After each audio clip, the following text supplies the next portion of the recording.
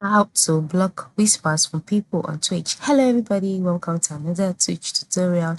In this video, I'll show you how you can block whispers from people on Twitch. So how do you go about it? The first step is for you to log in into your Twitch account, just like I've done here.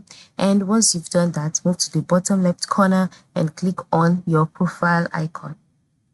So on your profiles page, the next step is to select account settings, which is the last option here.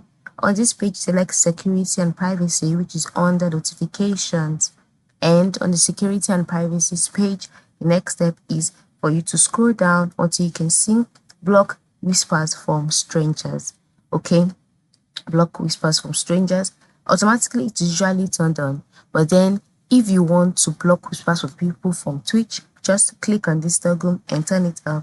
And then once you turn it off, whispers will be blocked from all strangers, from all people, until you give them permission. So that is it, and you can continue with your live streaming on Twitch. So this is how you can block whispers from people on Twitch. So go ahead to try this out. Okay, thank you for watching and have a good day.